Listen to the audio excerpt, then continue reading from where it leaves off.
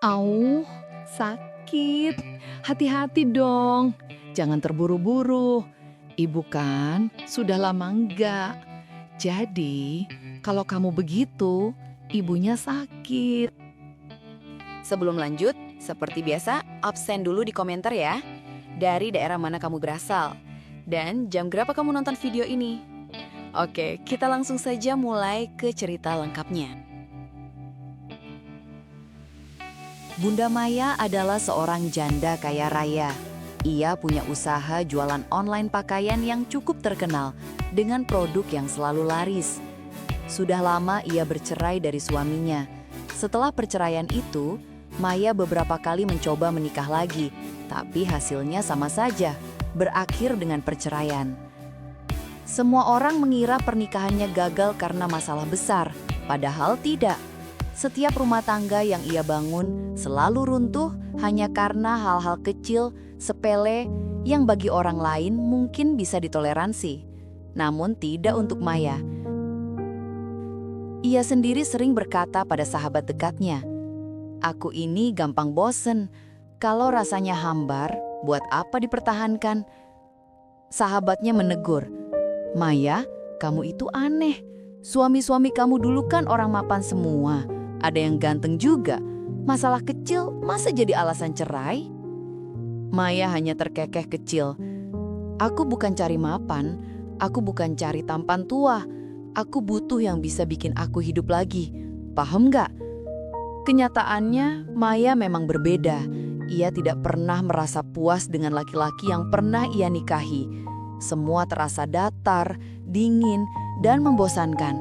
Mereka mungkin punya pekerjaan bagus, bisa memberikan kenyamanan finansial, tapi hati Maya tetap kosong.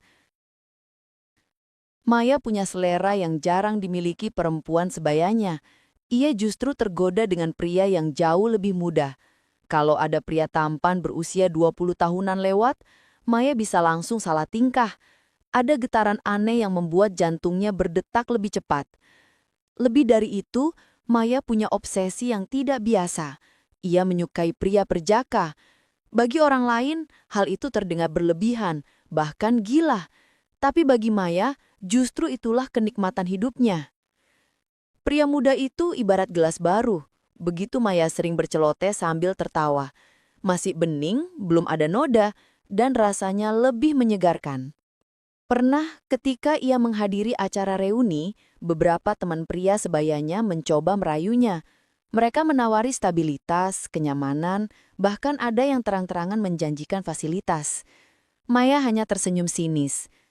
"Laki-laki seperti kalian itu hambar. Tidak ada yang membuatku penasaran lagi," ujarnya sambil meneguk minumannya dengan santai. Ucapan itu membuat teman-temannya kaget, tapi Maya tidak peduli. Ia tahu keinginannya terdengar aneh, namun ia terlalu jujur pada dirinya sendiri untuk menutupinya.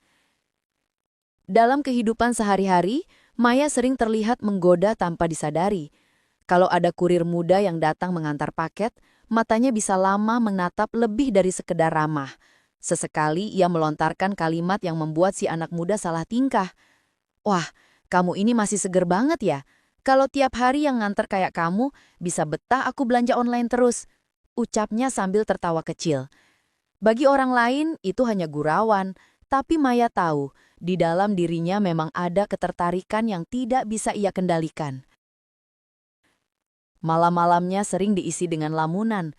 Ia membayangkan bagaimana rasanya ditemani pria muda yang polos tapi penuh energi. Kadang ia tersenyum sendiri, kadang ia gelisah karena rasa sepi yang menekan. Ia merasa hidupnya terlalu kosong jika tidak ada sesuatu yang bisa memantik gairah. Namun tidak untuk Maya.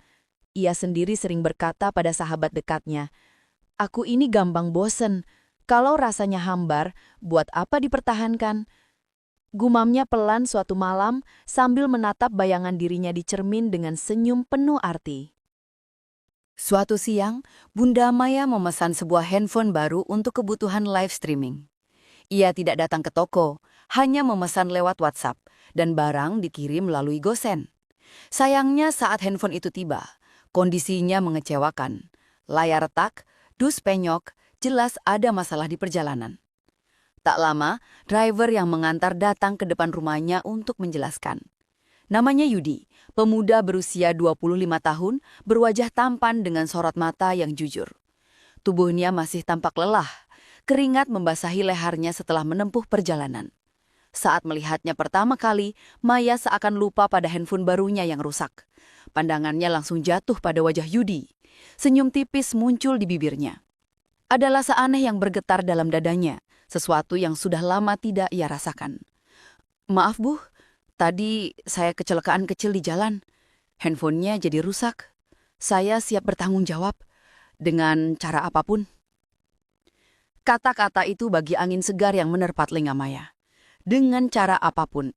Ucapan sederhana tapi langsung membuat pikirannya melayang jauh. Ia menatap Yudi lama, seolah sedang menilai sesuatu yang lebih dari sekadar sopan santun seorang driver. "Dengan cara apapun?" ulang Maya. Suaranya datar namun penuh arti. Yudi menunduk. "Iya Bu, saya salah. Apapun yang Ibu minta, saya akan usahakan." Maya tersenyum lebih jelas. "Berani sekali kamu bicara begitu di depan seorang wanita seperti saya. Kamu yakin bisa menanggung semua akibatnya?" Tatapan matanya menusuk. Yudi mengangguk cepat, meski terlihat bingung. "Saya harus, Bu.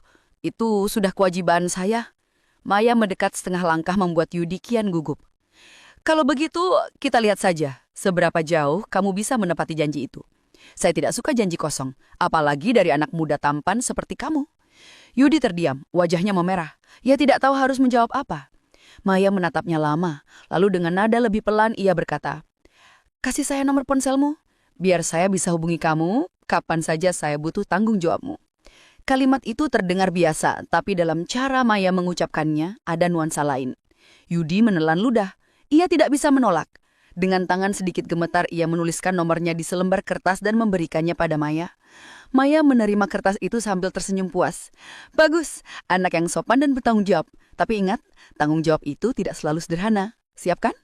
Yudi menjawab pelan. "Iya Bu, saya siap." Dalam hati Maya tertawa kecil.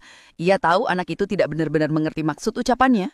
Tapi justru kepolosan Yudi itulah yang membuat Maya semakin tertarik. Dari sekian banyak pria yang pernah hadir dalam hidupnya, baru kali ini ada seseorang yang membuatnya ingin bermain lebih jauh sejak detik pertama pertemuan. Sebelum Yudi pergi, Maya menambahkan kalimat yang membuat suasana semakin panas. "Hati-hati di jalan, Yudi. Kalau kamu kenapa-kenapa, siapa nanti yang bisa saya mintai tanggung jawab lagi?" Wajah Yudi makin merah, sementara Maya menahan senyumnya. Ia tahu sejak hari itu hubungan mereka tidak akan berhenti hanya pada urusan sebuah handphone rusak. Begitu pintu rumah tertutup, Maya duduk sambil memandangi kertas berisi nomor Yudi. Senyumnya melebar. Bukan handphone baru yang membuatnya bersemangat, melainkan pertemuan tak terduga dengan seorang pria muda yang memenuhi seleranya. "Sepertinya tanggung jawabmu akan panjang sekali, Nak," bisiknya pelan. Lalu ia tertawa kecil. Keesokan harinya, Bunda Maya menepati ucapannya. Ia menelpon Yudi dengan nada lembut tapi tegas.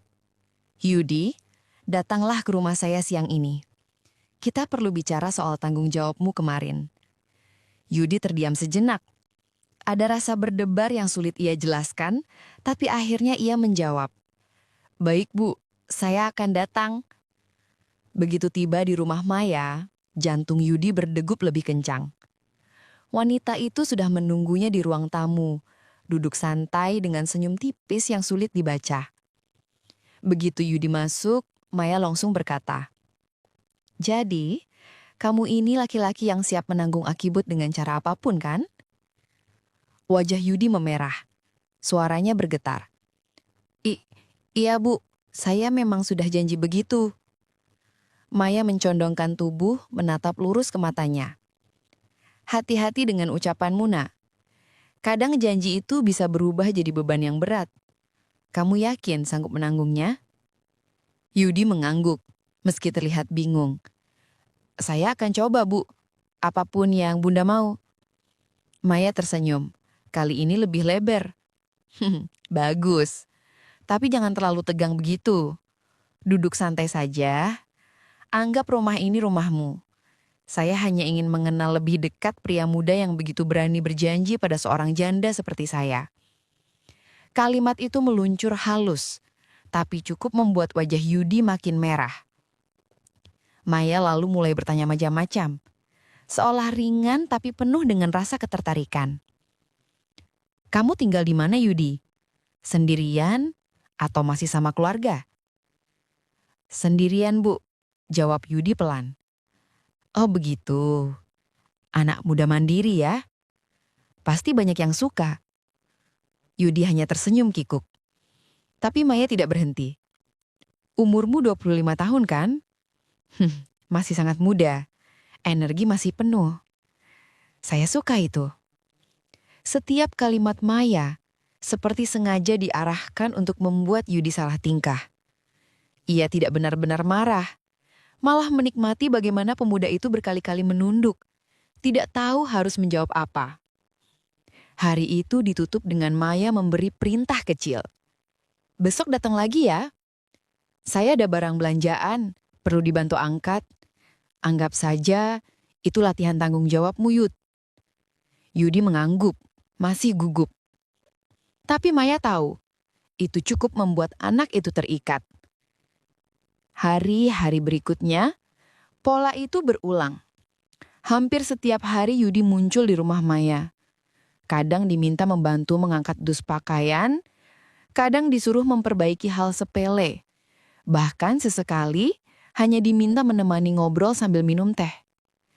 Semua itu dibungkus Maya dengan alasan, ini bagian dari tanggung jawabmu. Namun setiap kali ia memberi perintah, selalu ada sisipan godaan. Yudi, coba angkat dus ini. Saya ingin lihat sekuat apa kamu. Jangan sampai mengecewakan saya. Atau, duduk sini sebentar. Kalau kamu buru-buru pulang, siapa yang akan menemani saya sore-sore begini? Awalnya Yudi canggung. Tapi lama-kelamaan ia terbiasa. Bahkan kadang tanpa disuruh, ia menawarkan bantuan kecil. Maya bisa melihat perubahan itu dan semakin puas karena permainannya berhasil. Suatu sore, setelah Yudi selesai membantu, Maya menatapnya lama dan berkata pelan. Kamu tahu Yudi, sejak kamu sering datang, rumah ini terasa berbeda, lebih hidup. Saya rasa kamu harus terus datang. Kalau tidak, saya bisa merasa kehilangan. Yudi menelan ludah. Wajahnya kembali memerah. Selama Bunda butuh, saya akan datang, Bu. Maya menahan senyum puas. Jawaban itu terdengar polos. Tapi bagi dirinya, itu sudah seperti janji baru. Sebuah ikatan yang membuatnya bisa menarik Yudi semakin dekat. Dalam hati Maya tertawa kecil. Tanggung jawabmu belum berakhir, Nak. Ini baru permulaan. Dan saya tidak akan berhenti sebelum saya puas. Hari demi hari, cara Bunda Maya memperlakukan Yudi makin jelas arahnya. Kalau dulu ia masih bisa bersembunyi di balik alasan tanggung jawab, kini alasannya hanya sekedar pintu masuk untuk sesuatu yang lebih. Ia tidak lagi berkata, tolong bantu saya angkat dus, tapi terang-terangan menelpon Yudi, suaranya lembut sekaligus menuntut. Yudi, sore ini datanglah, saya ingin ditemani. Kalau kamu tidak datang, rumah ini terasa dingin sekali. Yudi yang mendengar kalimat itu hanya bisa terdiam sejenak, lalu menjawab singkat, iya Bu. Saya datang, hatinya berdebar, tapi kakinya selalu saja melangkah menuju rumah Maya. Setiap sore, mereka duduk berdua di pelataran rumah. Cangkir teh hangat di atas meja hanya jadi pengalih. Karena sebenarnya yang mendidihkan suasana adalah kata-kata Maya. Yudi, katanya suatu sore sambil menatap tajam. Kamu sadar tidak? Semakin sering kamu kesini, semakin saya lupa umur saya sendiri. Yudi tersenyum gugup. Ah, Bunda bercanda. Canda? Kamu pikir saya main-main? Maya mencondongkan tubuh. Senyumannya samar. Kalau saya tidak menahan diri, mungkin sudah banyak hal yang saya lakukan padamu. Yudi buru-buru menunduk, pura-pura menghirup teh, padahal isi cangkil sudah hampir habis. Maya tersenyum puas melihat kepolosan itu. Suatu sore, ketika Yudi hendak pulang, langit mendadak runtuh oleh hujan deras. Petir menyambar, air mengguyur deras. Yudi berdiri ragu di depan pintu, menatap derasnya hujan. Kamu tidak mungkin pulang dalam kondisi begini, kata Maya cepat. Kalau nekat, bisa masuk angin. Sudah, tetap di sini saja. Tapi Bunda, Yudi mencoba membantah. Tidak ada tapi. Potong Maya. Saya tidak mau tanggung jawabmu berakhir dengan kamu sakit. Duduk lagi. Anggap ini perintah. Yudi menurut. Maya tersenyum kecil lalu berkata, kebetulan saya punya film Jepang yang belum sempat ditonton. Bagaimana kalau kita habiskan malam ini dengannya? Mereka pun duduk berdampingan. Ruangan redup, suara hujan deras jadi musik latar. Film berjalan, tapi Maya lebih banyak mencuri pandang daripada menonton. Sesekali ia sengaja menggeser tubuhnya, membuat lengan mereka bersentuhan. Enak juga ya, begini. Duduk berdua, ditemani hujan. Rasanya hangat sekali. Yudi kaku. Matanya fokus ke layar, tapi pikirannya berantakan. Setelah film selesai, hujan tak kunjung reda. Maya tersenyum seolah sudah menyiapkan kalimat itu sejak awal. Sepertinya kamu harus menginap. Tidak mungkin saya biarkan kamu basah kuyup pulang tengah malam begini. Malam itu, Yudi pun menginap. Maya tahu, meski berkali-kali ia menggoda, anak muda itu masih bertahan. Ada tembok tipis yang belum runtuh. Beberapa hari kemudian, Maya memanggil Yudi lagi, tapi kali ini dengan nada yang berbeda. Datanglah malam ini. Saya ingin cerita sesuatu. Hanya kamu yang bisa dengar. Saat Yudi datang, Maya langsung duduk dekatnya. Tanpa ragu, ia menyenderkan tubuh ke bahu Yudi, lalu merangkul perlahan. Yudi kaget, tubuhnya kaku, tapi tidak beranjak. Yudi, bisik Maya, suaranya bergetar. Kamu tahu kenapa saya selalu memanggilmu? Karena saya kesepian. Orang-orang lihat saya kaya, lihat saya punya segalanya. Tapi sebenarnya, saya kosong. Dan entah kenapa, setiap kali kamu di sini, saya merasa lengkap. Yudi menelan ludah, wajahnya memerah. Maya menggenggam tangannya, menelusuri jari-jarinya dengan lembut. Kamu membuat saya lupa kalau saya ini wanita 40 tahun lebih. Kamu membuat saya merasa masih layak dicintai. Yudi, Bunda? Saya takut salah. Suaranya Yudi pelan, hampir berbisik. Maya menatapnya dalam, matanya berbinar penuh maksud. Tidak ada yang salah, Yudi. Yang salah itu kalau kamu terus pura-pura tidak merasakan apa-apa. Yudi hanya terdiam, wajahnya penuh keraguan. Tapi Maya bisa melihat benteng itu sudah retak. Satu dorongan kecil lagi, dan semuanya akan runtuh. Sejak malam itu, Maya merasa kesal. Semua usahanya menggoda Yudi seakan mentok di tembok yang keras. Ia tahu pemuda itu tertarik padanya. Tatapan matanya tidak pernah bohong. Tapi entah kenapa Yudi masih menahan diri, seolah takut melangkah lebih jauh. Maya tidak suka menunggu, apalagi jika hatinya sudah benar-benar jatuh pada seorang pria. Pagi harinya, Maya mengambil ponselnya dan menekan nomor Yudi. Suaranya terdengar tajam. Yudi, sore ini kamu datang lagi ke rumah. Jangan banyak alasan. Saya mau kita bicara serius. Yudi yang mendengar suara itu hanya bisa mengangguk, meski jantungnya langsung berdegup lebih cepat. Ia tahu, ini bukan undangan biasa. Sore itu, Yudi datang dengan wajah tegang. Maya sudah menunggunya di ruang tamu. Ia mengenakan gaun sederhana. Senyumnya tipis, tatapannya menusuk, membuat Yudi makin gugup. Duduklah, ucap Maya sambil menepuk sofa di depannya. Yudi menurut, duduk kaku. Maya bersandar santai, melipat kaki, lalu menatap Yudi lekat-lekat. Yudi, sampai hari ini, kamu belum menunjukkan tanggung jawabmu. Kamu masih ingat kan, waktu itu kamu bilang siap melakukan apa saja. Yudi menunduk, suaranya pelan. Saya ingat, Bunda, tapi saya benar-benar bingung. Maya tersenyum miring, lalu membenarkan posisi duduknya, condong sedikit ke depan, hingga semakin dekat. Aroma parfumnya menyeruak, membuat Yudi kehilangan fokus. Kalau begitu, saya akan buatkan pilihan yang jelas. Maya mengangkat tangannya. Jari telunjuknya menari-nari di udara, seolah sedang mengajari anak kecil. Pilihan pertama, besok kamu ganti rugi handphone saya. Ingat ya, besok. Bukan minggu depan, bukan bulan depan. Kalau kamu gagal, ia berhenti sejenak, menatap Yudi dengan mata menyipit, lalu menambahkan dengan nada rendah yang menggoda. Pilihan kedua, kamu harus menikah dengan saya.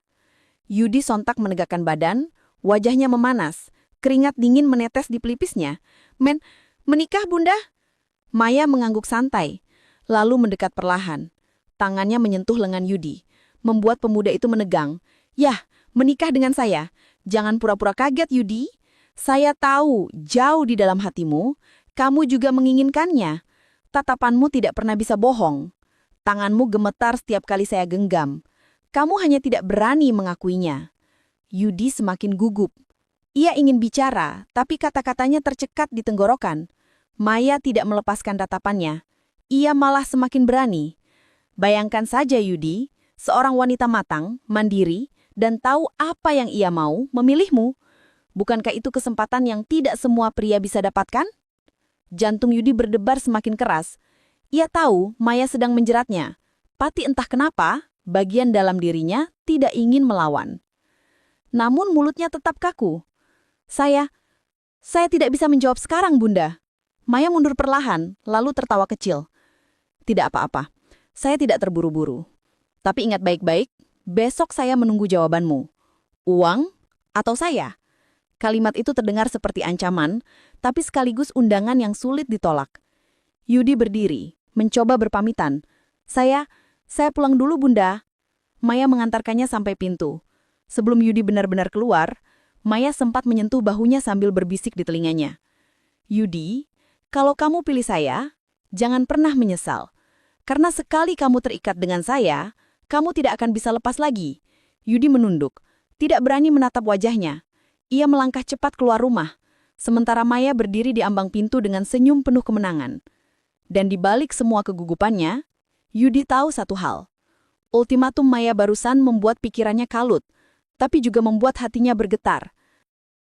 Malam itu, setelah pulang dari rumah Maya, Yudi tak bisa tidur.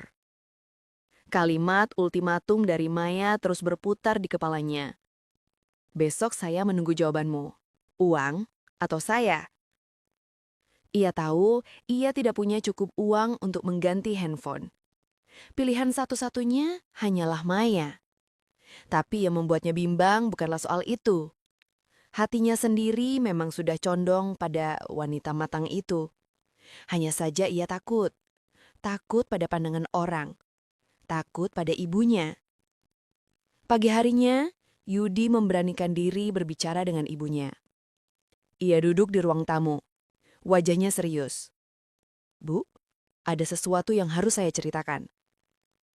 Ibunya yang sedang merapikan pakaian berhenti sejenak. Menatap Yudi dengan cemas. Ada apa, Nak? Wajahmu tegang sekali. Yudi menarik napas panjang. Bu, Bunda Maya melamarku. Gelas yang ada di tangan ibunya hampir terlepas. Apa? Maya, janda kaya raya itu? Dia mau menikah denganmu? Yudi mengangguk pelan. Iya, Bu. Dia memberiku 2 pilihan. Dan sejujurnya, aku memang sudah jatuh cinta padanya. Ibunya langsung terdiam. Lalu menggeleng kuat. Tidak, Yudi. Kamu masih muda. Kenapa harus dengan dia? Dia sudah berumur. Sudah menikah berkali-kali. Apa kamu tidak takut akan tersakiti lagi? Yudi menatap ibunya dengan mata berkaca-kaca. Bu, aku tahu ini terdengar gila. Tapi Maya berbeda. Dia memang sering menggoda, tapi aku bisa merasakan ketulusannya. Dia tidak main-main. Dan aku pun benar-benar menyayanginya. Ibunya menutup wajahnya dengan kedua tangan. Hatinya berperang antara marah, kecewa, tapi juga tidak ingin menghalangi kebahagiaan anaknya. Setelah lama terdiam, akhirnya ia berkata lirih. Kalau itu memang pilihanmu, Nak, Ibu serahkan semuanya padamu. Hati ibu masih berat, tapi kalau kamu yakin, ibu akan mencoba merestui. Yudi langsung menggenggam tangan ibunya. Terima kasih, Bu. Aku janji tidak akan menyesal. Sore harinya, Yudi memberanikan diri kembali ke rumah Maya. Kali ini, langkahnya terasa lebih ringan meski jantungnya tetap berdebar. Begitu pintu terbuka, Maya muncul dengan senyum. Kamu datang lagi, Yudi?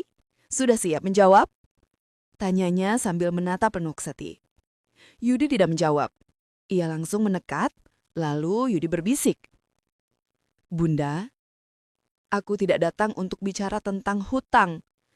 Aku datang untuk bicara tentang hatiku. Aku mencintaimu. Dari awal memang aku sudah jatuh hati, tapi aku terlalu takut untuk mengakuinya. Semua aku rasakan. Hanya saja aku menahan diri, karena aku takut dianggap tidak pantas. Maya membeku sejenak, lalu perlahan tersenyum. Wajahnya berubah lembut, matanya berkaca-kaca. Yudi, tahu berapa lama aku menunggu kalimat itu darimu? Yudi mengangguk, lalu menatapnya lebih dalam. Tapi dengarkan ini, Bunda. Cintaku padamu bukan karena aku ingin lepas dari tanggung jawab. Aku benar-benar tulus.